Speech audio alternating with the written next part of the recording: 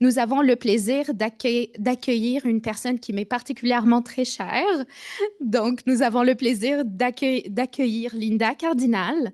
Professeure émérite à l'Université d'Ottawa, par le passé, elle fut directrice régionale du bureau de l'AUF des Amériques. Elle est également présidente du conseil de gouvernance, du conseil scientifique de l'Observatoire en immigration francophone. Elle est également membre du Centre d'études en gouvernance. Elle est reconnue au plan international pour ses travaux sur les régimes linguistiques comparés, le constitutionnalisme, la citoyenneté et les minorités. Elle a publié et dirigé de nombreux travaux sur ces questions, de même que sur l'action publique au sein de la francophonie ontarienne et canadienne. Je vous passe la parole, Linda. Merci, Aya. Bon, alors, on est tous un peu fatigués. On est en fin de journée. Je ne vais pas vous faire lever pour faire des exercices, mais j'en aurais bien envie. Il faut qu'on puisse passer au travers. Alors, ce que je veux vous présenter aujourd'hui, est-ce que vous pouvez mettre le PowerPoint? Ah, pardon? Ça s'en vient, OK. Alors, ce que je veux vous présenter aujourd'hui, c'est à la fois un travail de réflexion, un travail qui repose sur des données. Je n'avais pas l'intention de faire un projet de recherche là-dessus. Il y a déjà quelque chose qui a été publié. Puis là, dans le contexte de la thématique du colloque, j'ai comme ressorti mes données. Il y en a que c'est pas vraiment des... En tout cas, vous allez voir. C'est un travail ce dont je vais vous parler aujourd'hui, qui m'a accompagnée pendant toutes les années que j'ai été vice-rectrice adjointe à la recherche à l'UOF et avant ça, dirigeante principale à la recherche à l'UOF. C'est un travail qui a commencé en 2019 et à l'époque, on n'était pas en très bons termes avec le gouvernement de l'Ontario. On avait perdu notre financement, puis la seule chose qui nous restait, en fait, c'était la loi qui disait qu'on allait exister. Puis ça, il fallait le prendre au sérieux parce que ça, je suis convaincue que le gouvernement avait oublié qu'on existait quand même, même s'il avait retiré notre financement. Puis, en matière de recherche, il y avait la revue Enjeux et société. Moi, j'arrive, on me demande de faire un plan stratégique pour la recherche, parce que ça, le gouvernement ne peut pas s'en mêler. On n'utilise pas le financement du gouvernement pour ça. Et après, une fois qu'on a retrouvé le financement, mais on m'a invité à préparer la mise en œuvre de ce plan et à créer l'espace recherche de l'UOF. Puis là, ben, j'ai des collègues de l'UOF à l'écran qui ont été avec moi, qui ont fait le parcours avec moi à différentes étapes de ce travail. Mais donc, comme je disais au début, on a une revue. Finalement, en 2023, on a lancé notre service de recherche. Et en 2023-2025, on a lancé aussi nos deux grandes unités de recherche à l'UOF, qui est l'Observatoire en immigration francophone au Canada et le groupe de recherche sur les francophonies ontariennes. Alors, c'est un peu tout ça ce dont je veux vous parler. Mais en même temps, ce dont je vais plus précisément vous parler, c'est le questionnement qui m'a accompagnée pendant que je faisais ce travail. Parce que, évidemment, on est des chercheurs, des universitaires, et faire un travail, même si ça a l'air très simple, mettre en place un service de recherche, donc c'est juste un petit travail de gestion comme ça. Mais en fait, c'était plus que ça. C'était comment on fait ça? On s'appuie sur quelles données, quelles pratiques, puis on va parler des bonnes pratiques tout à l'heure. Quelles pratiques, quel type de recherche il existe sur ces questions?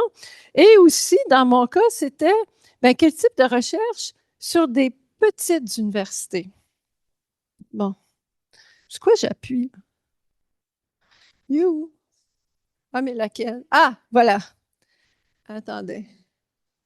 Donc, mon objectif, c'était, dans le contexte d'aujourd'hui, ça a été de dire comment est-ce qu'on peut étudier le rôle de la recherche en contexte minoritaire? Parce que, évidemment, ici, vous avez le réseau des UQ où il se fait de la recherche. Il y a toute une réflexion qui a été faite sur le rôle, la mission des UQ. Ça nous a, je pense, influencé aussi. Moi, ça m'a fait réfléchir. Il y a deux projets qui m'ont accompagnée dans mon travail. Un, ça a été une consultation auprès de à peu près 80-90 personnes pour préparer le service de la recherche, comment on allait faire ça. et en même temps un projet de recherche plus classique sur le rôle et la mission des universités de petite taille, qui a donné lieu à un numéro spécial de la revue Enjeux et Société, mais qui n'a pas donné lieu à la publication que moi, je voulais avoir, qui était un travail que j'ai pas pu finir pour la revue sur le rôle de la recherche dans les petites universités. Ça, pour moi, ça demeure une question. Alors, je vais vous présenter quelques pistes d'analyse et dégager quelques pistes de recherche. Donc, mise en contexte rapidement, en milieu minoritaire francophone, on a 22 établissements d'enseignement supérieur. Bon, il y a l'Université d'Ottawa qui est membre du 15, donc il ne se pose pas les mêmes questions. Moi, j'arrive de l'Université d'Ottawa quand je m'en vais à l'Université de l'Ontario français. Donc, j'arrive d'une grande université avec une culture de recherche. Ça, pour moi, c'est très important quand j'arrive à l'Université de l'Ontario français.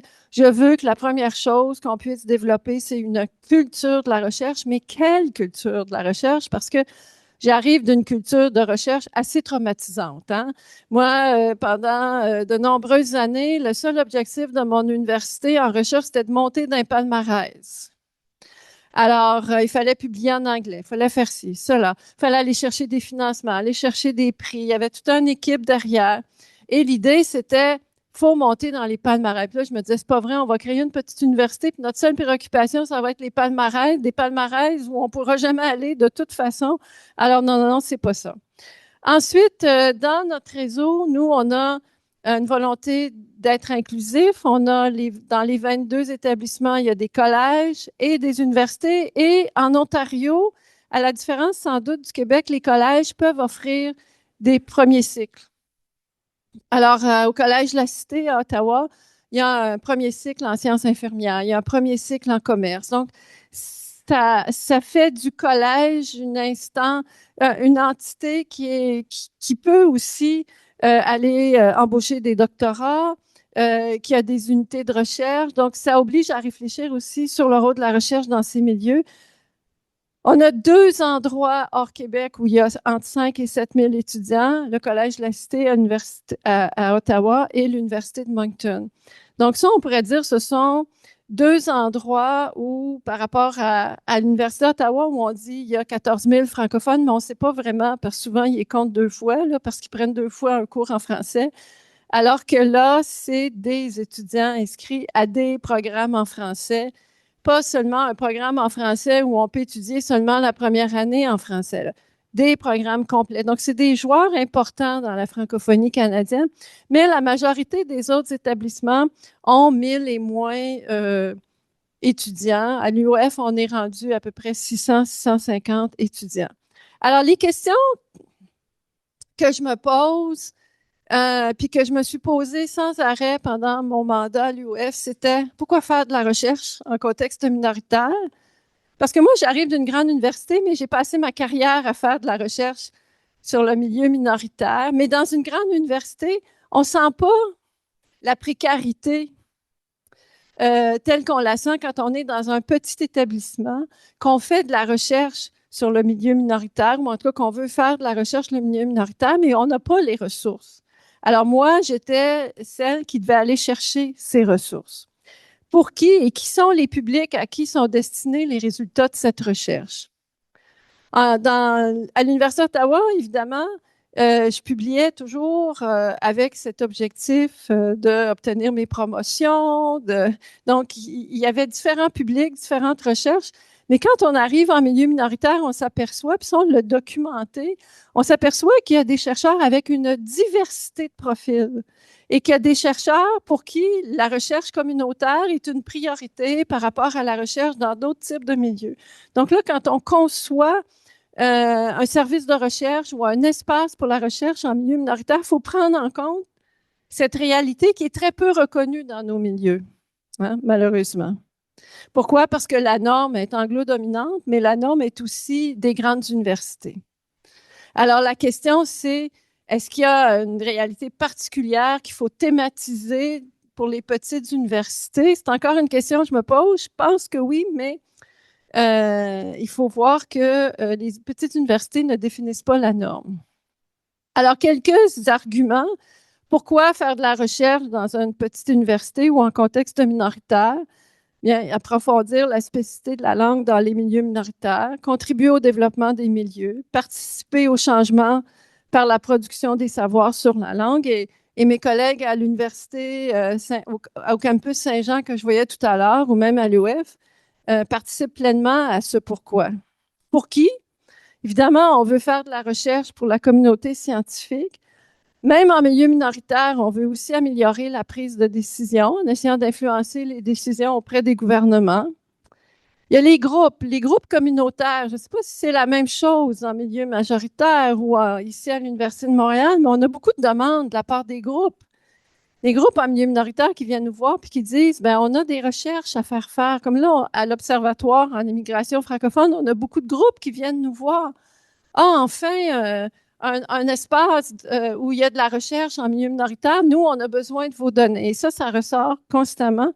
Et même si on prend la cité collégiale, le campus, le collège d'Edmundston au Nouveau-Brunswick, appuyer le développement économique local. On s'aperçoit que dans les milieux minoritaires aussi, les collèges travaillent avec les entreprises localement et développent des produits, font de la recherche appliquée pour le développement économique local. Donc, ça peut ressembler à une grande université. Là, je vois qu'il y a UDM citoyenneté, UDM citoyen. Je dirais qu'en milieu minoritaire, on a peut-être une longueur d'avance sur les grandes universités parce que ce que je vois, c'est que dans les grandes universités, vous vous posez ces questions, il faut faire changer le bateau de direction, ce qui n'est pas évident, alors que dans les petites universités, là-dessus, et peut-être dans le réseau des UQ, il y a une expérience aussi intéressante sur ce plan-là, mais pour les petites universités, moi, je peux vous dire qu'à l'UF, on a tout de suite pensé à ces différents publics. Alors, ce que je vous dis s'appuie sur deux démarches. Quand j'ai préparé le plan d'action et que j'ai fait le travail pour la mise en œuvre ou la mise en place de l'espace recherche de l'Université de l'Ontario français, dans un premier temps, pendant que mes collègues allaient essayer d'obtenir le financement de l'UF, moi, je faisais des entretiens. J'allais voir les gens. Je faisais un peu de politique entre-temps, entre tout ça, mais je faisais des entretiens. De 2019 à 2020, j'ai rencontré à peu près 90 personnes. J'ai fait des groupes de discussion un peu partout à travers la région, Ottawa, Toronto. Puis après, évidemment, il y a eu le COVID et là, on a fait du Zoom. J'avais 11 questions que je posais aux gens. Mais la question principale, c'était toujours quel rôle vous voyez pour la recherche à l'UOF? Et quelles devraient être les priorités stratégiques de l'UOF en matière de recherche? Quelles sont les actions concrètes qui devaient être prises par l'UOF afin de se démarquer dans le milieu de la recherche? Alors, j'avais de l'ambition. Je voulais qu'une petite université prenne sa place dans l'espace, dans la communauté scientifique, puis en même temps, je voulais qu'elle se démarque. Je voulais qu'elle se donne des créneaux d'excellence, si on peut utiliser le terme. Et ça, très tôt, j'ai amené ça. Évidemment, au début, là, je peux vous dire que des fois, il y avait de la résistance, de la part même des profs. Ils sont en COVID, ils n'ont pas besoin de moi là, pour ajouter à leur stress. Mais enfin. Et là, en 2022, là, bon, mon rôle est plus défini. Là, je deviens en 2021 vice-rectrice adjointe à la recherche. Et là, on est un groupe de professeurs et puis on décide de lancer une étude sur le rôle et la mission des universités de petite taille. On fait un état des lieux, des études de cas, on regarde. Et en plus, on organise une conférence sur le sujet avec la CUFC, l'Association des collèges et universités de la francophonie canadienne. Dans le travail qu'on a fait, je me suis intéressée à ces différentes universités. C'est pas une université, mais c'est bien université. Parce que c'était des universités avec des nombres d'étudiants un peu comparables. Université du Québec en Abitibi-Témiscamingue, Université Sainte-Anne, Université de l'Ontario français, Université Saint-Boniface, Université de Hearst, Université Saint-Gare à Alexandrie, l'École normale supérieure, Université de Compiègne, Université de Nîmes, Université de Neuchâtel. On regardait les missions, On a fouillé sur ces différentes universités pour voir un peu comment ils se définissaient. Ce dont je me souviens le plus de l'Université de Neuchâtel, là, rapidement, là, c'est que l'Université de Neuchâtel, là, c'est une petite université, 4000 étudiants. Petit, selon le gouvernement du Québec, c'est 5000 et moins. Et ce que je trouvais intéressant, c'est qu'ils se disaient, on n'est ni petit ni grand, on est pertinent. Et ça m'avait tellement influencé, ça m'avait tellement marqué, je me disais, mais eux, ils l'ont trouvé, la réponse. C'est-à-dire, la spécificité de la recherche en contexte minoritaire, c'est probablement d'être pertinent. Puis l'Université du Québec en Abitibi-Témiscamingue, ce qui est intéressant, c'était Joanne Jean, qui était la rectrice à l'époque, et après qui est devenue la patronne des UQ. Elle me disait, mais ça n'a pas de bon sens, on vit à côté de vous, puis on ne vous connaît pas, puis vous ne nous connaissez pas, puis comment ça se fait qu'on ne s'étudie pas, puis qu'il faudrait étudier le modèle des UQ? Tout à fait. Et puis, bon, les autres universités, il y avait des universités de la francophonie canadienne, l'Université Senghor, Université de la francophonie. Et donc, on s'est intéressé à ces différentes études de cas.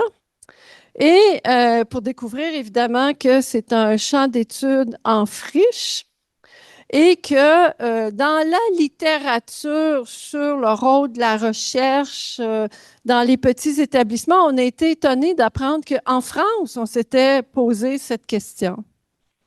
Et on a découvert un rapport qui a été réalisé en 2017 pour le ministère de l'Éducation nationale qui avait identifié 39 petites et moyennes universités hors métropole parisienne qui obtenaient de bons résultats en matière de formation et de recherche tout en jouant un rôle clé dans l'aménagement des territoires et la compétitivité régionale. Fait que ça me fait penser plus aux UQ qui ont ce rôle-là. Mais j'avais été vraiment frappée et qui avaient de très bons résultats et qui disent le milieu postsecondaire a une mission culturelle et un rôle économique lié à la promotion du français, de la recherche en français. Donc ça, c'est pas seulement l'étude française, mais c'est aussi dans les travaux qu'on a vus, des constats qu'on a pu faire. Et donc, la recherche, ce que disent les études sur la recherche en milieu minoritaire, en général, qu'on pense aux états généraux du postsecondaire en français, entre autres, même dans le rapport de l'ACFAS de 2021, c'est que la recherche en français, dans les petits établissements, entre autres, parce que c'est ce qu'on est, permet d'étudier des réalités propres au milieu minoritaire, permet de réaliser des travaux pour comprendre les enjeux associés à la vitalité du français hors Québec. Et en plus, ce qu'il faut prendre conscience, c'est que si ça ne se fait pas dans ces milieux, il n'y a personne d'autre qui le fait.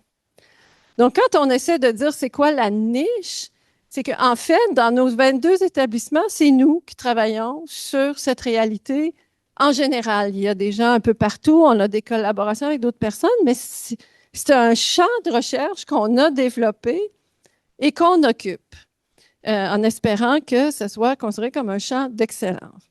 Alors, dans la littérature, les défis de la recherche en contexte minoritaire, c'est lié aussi beaucoup à la compétitivité accrue des universités. Bon, Olivier Bégin-Cahouette utilise beaucoup le concept de capitalisme académique dans ses travaux. Mais on est dans une période de capitalisme académique, on pourrait dire avancé.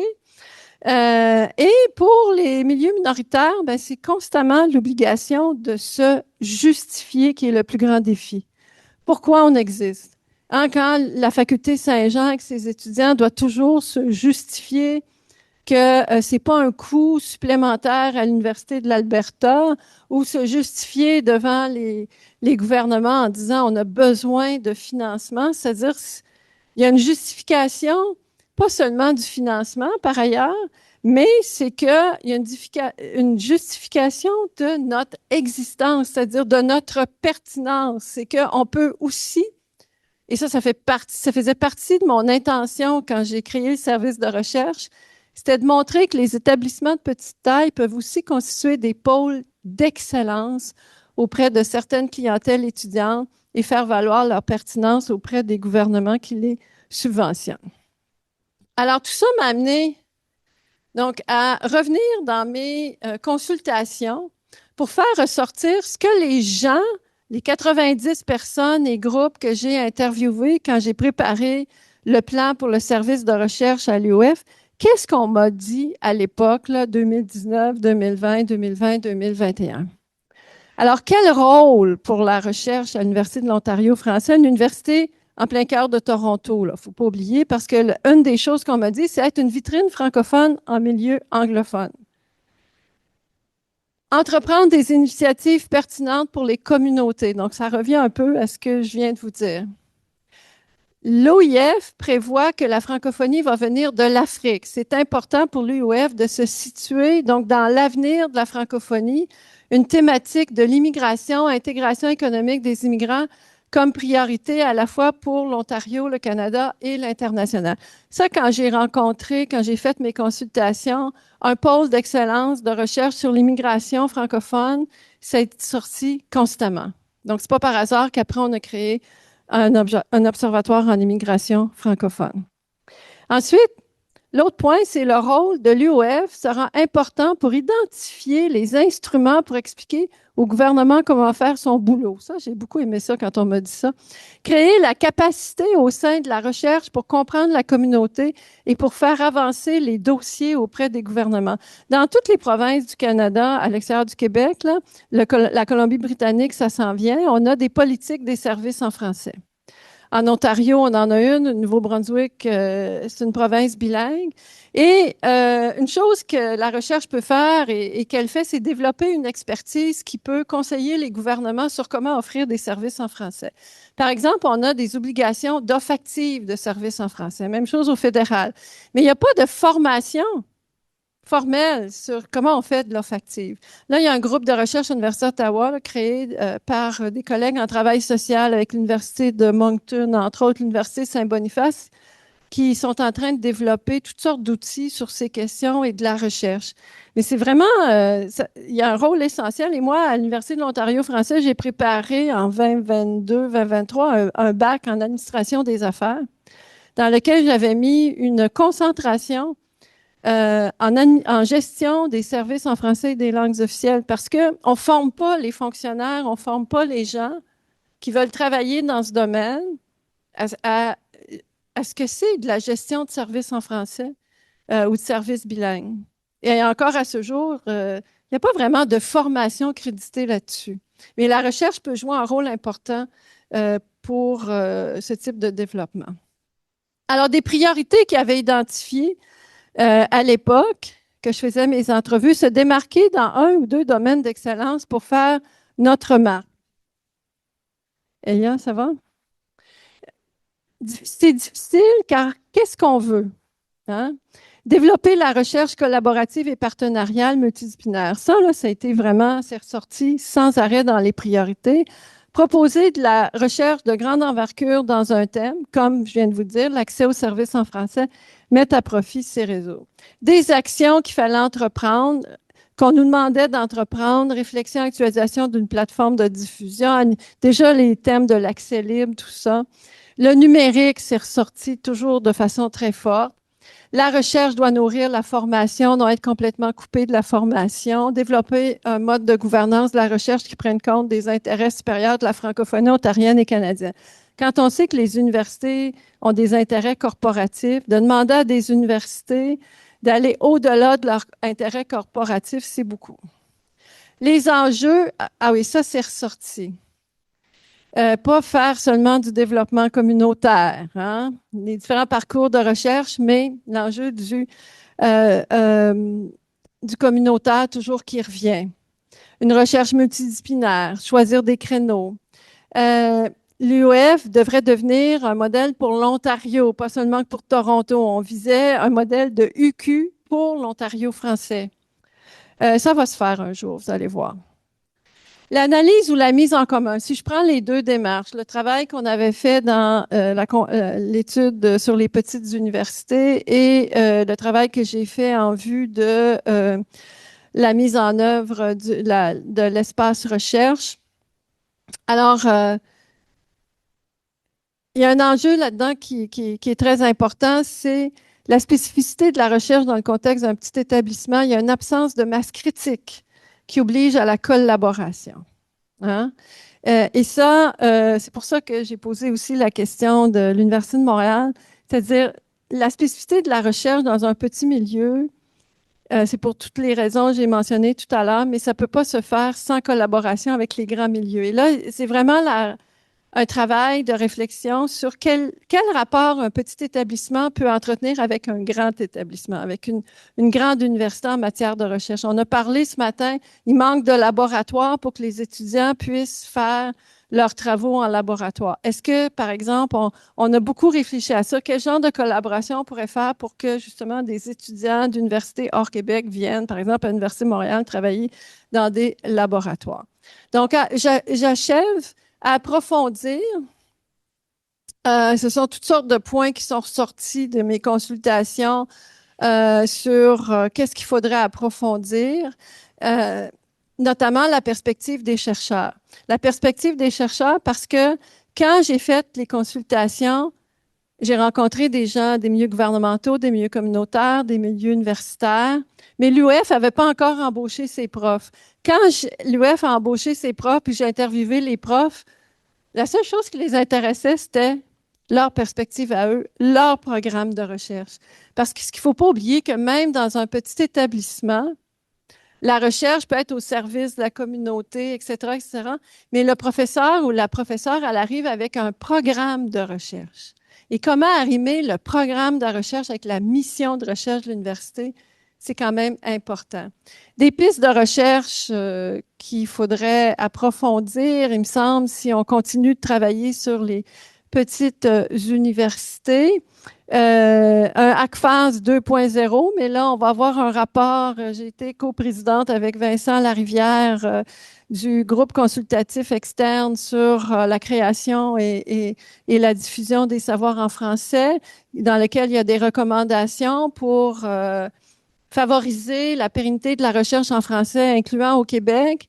Mais l'ACFAS avait publié un rapport en 2021 qui devrait toujours être mis à jour pour qu'on puisse avoir de la donnée pour suivre ce qui se passe en milieu minoritaire.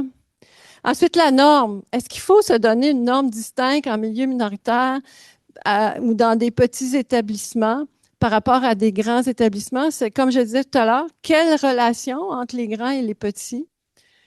Et voilà, merci.